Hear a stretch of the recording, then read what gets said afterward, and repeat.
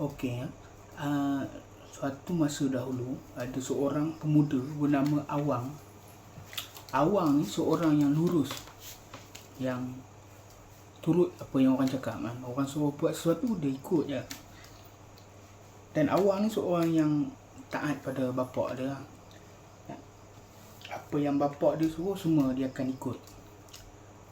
Dan Awang ni dia tinggal bersama bapak dia di satu kampung.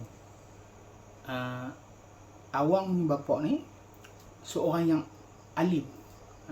Jadi dalam kawasan kampung, bapak Awang ni selalu dijemput oleh jiran-jiran dia untuk membacakan doa dalam majlis-majlis yang tertentu lah, doa selamat ke apa ke. Tapi setiap kali bapak Awang ni nak pergi ke majlis-majlis yang dijemput untuk membaca doa, dia selalu pesan kepada Awang ni, Awang, kamu dengar cakap bapak, kamu ingat bapak nak pergi baca doa rumah jiran. Okey, andai sesiapa yang mencari bapak, kamu mesti kena bagi tahu bapak dengan cepat. Kamu kena datang jumpa bapak dengan cepat. Bapak dia cakap, bapak dia pesan.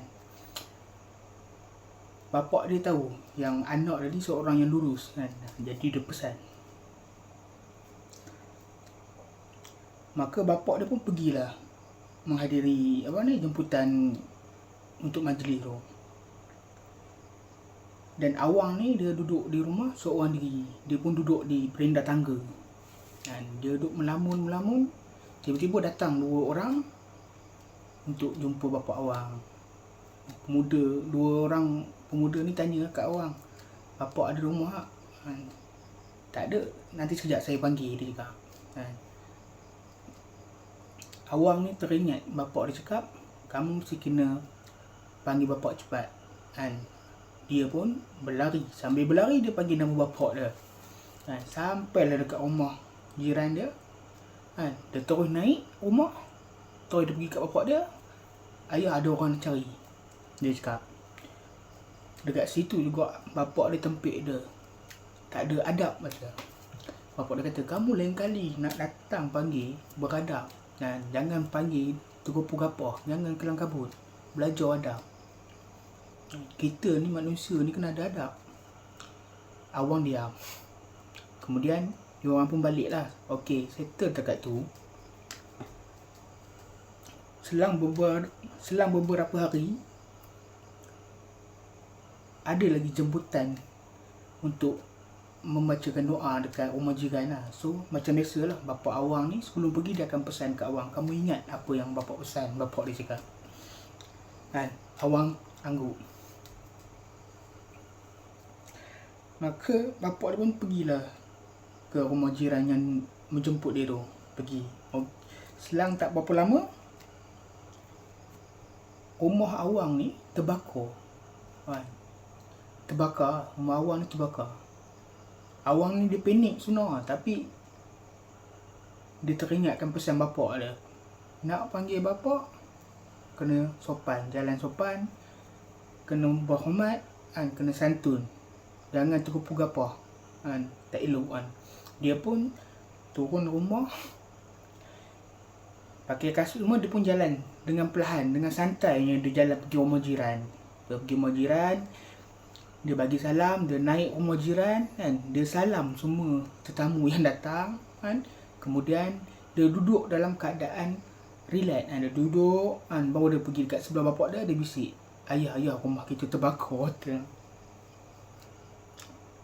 Bapak dia terus cakap, rumah terbakar kan. Lompat bapak dia terus balik rumah kan. Tapi disebabkan perangai si Awang ni,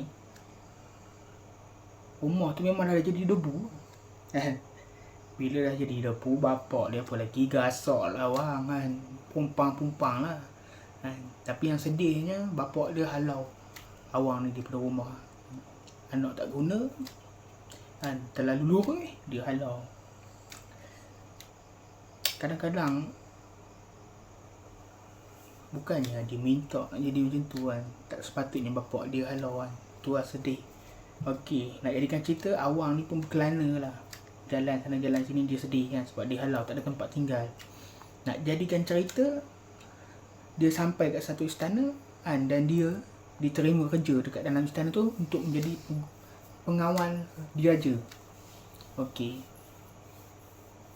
Ada satu hari tu kan, waktu malam, dia tengah berjaga malam kan, masuk beberapa orang pencuri. Bila pencuri tu masuk, dia nampak Awang terkejut. Awang tengok pencuri tu terus pesan, aku nak kamu tolong aku kan, kamu tolong pindahkan meh-meh ni pergi kat tepi tembok sana, nanti aku nak bawa keluar, kamu baling, kata. Awang ni kan jenis lurus, jenis patuh lah. Baik jom, kata dia pun tolong. Asalkan benda tu baik, dapat tolong orang, dia buat. Bagi dia tingkap ke mana ke satu tempat, dia dah pindah kan. Pencuri tu cakap apa? Okey, kami turun dulu, dia kata. Kami tunggu kat bawah, sekejap lagi hang lemparkan peti-peti meh ni kat bawah. Kami tunggu kat bawah. Baik, kata dia Awang. Beberapa orang pencuri ni pun cepat-cepat dah turun, lompat ke bawah. Bila dah lompat ke bawah, okey, turun, dia kata. Awang ni pun dengan jujurnya, dengan akunya, dia angkat peti-peti besi yang berat tu dengan susahnya, dia lepas. Sedia, lepas. Semua mati. Semua mati. Tapi nak dijadikan cerita rezeki lah kan. Raja ni gembira lah sebab pencuri tak dapat nak curi dia punya meh. Maka Awang pun diangkat menjadikan panglima di raja. Itulah cerita. Ini hanya cerita rakyat.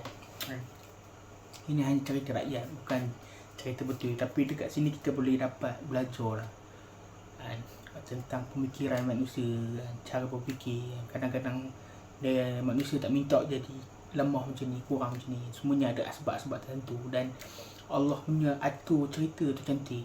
Last kali jadi panglima kan. Kadang benda ni buat kita jadi inspirasi. Ini yang saya nak sampaikan. Cuba benda ni, saya dapat cerita ni dalam satu buku cerita rakyat. InsyaAllah saya akan cerita kisah lain lagi.